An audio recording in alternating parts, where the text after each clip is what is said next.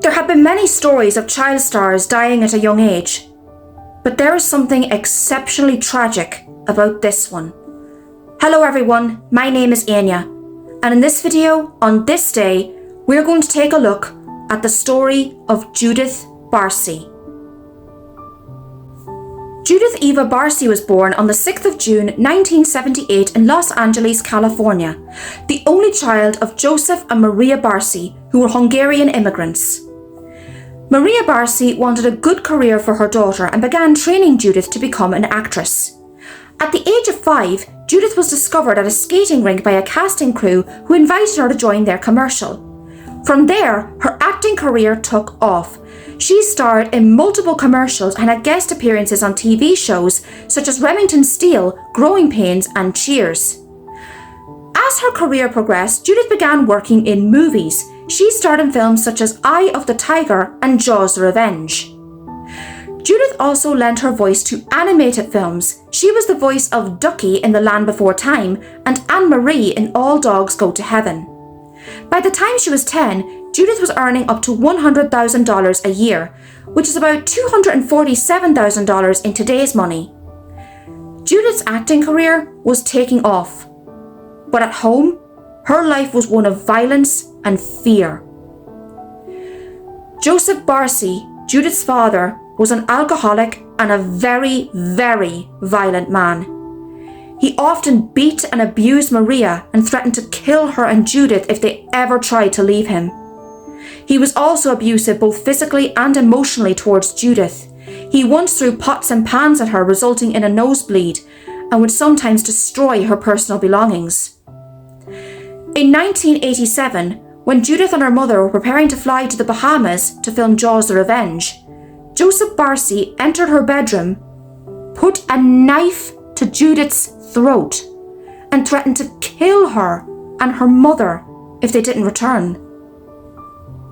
God only knows how frightened Judith must have been of her own father.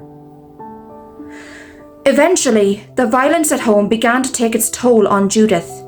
She would pluck out her eyelashes and her cat's whiskers and suffered a breakdown in front of her agent. Judith was sent to a child psychologist who reported signs of physical and emotional abuse to Child Protective Services. DCFS were assigned to investigate Judith's family. Maria Barsi assured them that she planned to leave her husband and take Judith to a Panama City apartment that they had rented as a daytime haven. DCFS were satisfied with this and they closed their investigation on Judith's family. Because of this, they never followed up to see whether Maria had gone through with her plan to take Judith away from her father. Maria was urged by her friends multiple times to follow through with her plan, but she didn't do so for a number of reasons.